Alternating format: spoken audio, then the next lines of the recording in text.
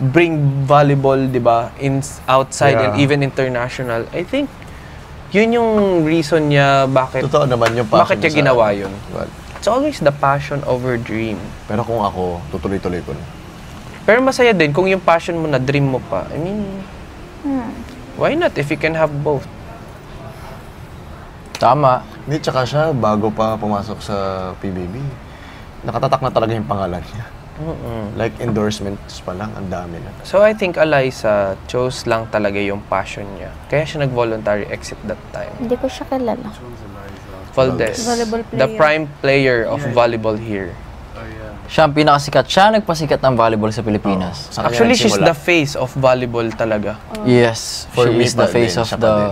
Oo. Marami nang mas malakas, kasi syempre mas marami. Matanda na bata. siya eh. Matanda na siya. Pero yung Oo nga. Mga 27. pagiging 28, Pa 30 player na for niya. sure. Kasi si Ate Phil, 30 ano na siya. Ano na siya, si Alyssa, One? nasa 29, ganun. 30. 30 na siya. 30. Yun, 30. yun pag ganun, ano na yun? Mga... Pa-retire na talaga. Kasi sa volleyball, every year, UAP pala, makikita mo na, di ba? Kung sino yung mga possible, tapos si national. Aisa nga eh. Aisa Nakabalik. So, Oo, malakas pa rin siya. grabe siya mag-alaga ng katawan eh. No? Si Aiza. Nakailang anak na. Si Aisa, hindi. Mga kapitbahay yun ng tito ko eh. Siguro Pero mga- lakas pa rin niya, no? Pero hindi na siya pang national team.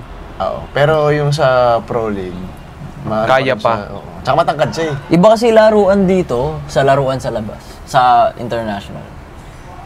Paluan kung paluan talaga. Tsaka Dito mabibilis. parang... Mas maagang retirement sa volleyball, no?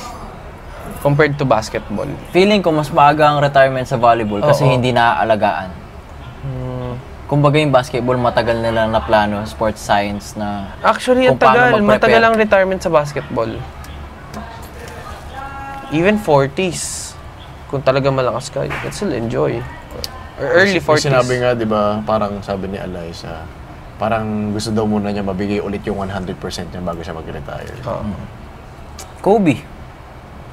Di ba? Parang hindi ko pa ma-imagine na mawawala siya sa... I mean, hindi siya Volleyball maglalaro. scene.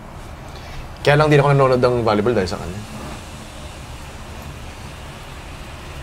Pero nakakalungkot kasi, syempre, yun yung mga kinalakihan kong panoorin. Si Alyssa, Mark Espejo.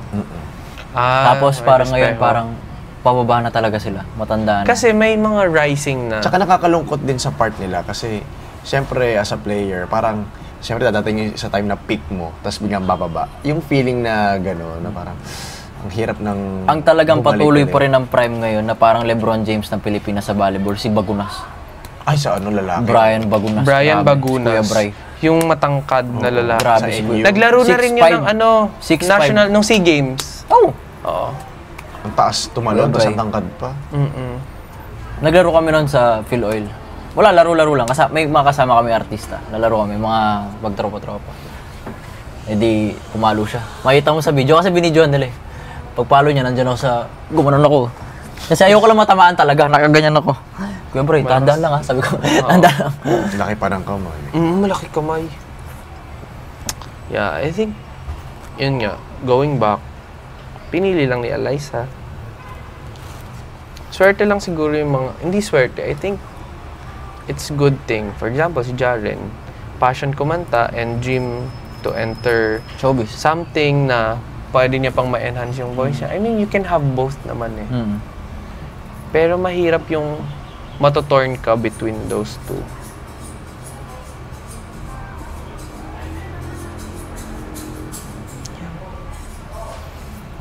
Anong ginagawa nila? Luto siguro. Hala, kasi hindi pa tayo nagla-lunch. Wait lang, Pero anong I oras feel so na kaya? full pa. Maaga pa. Aga pa.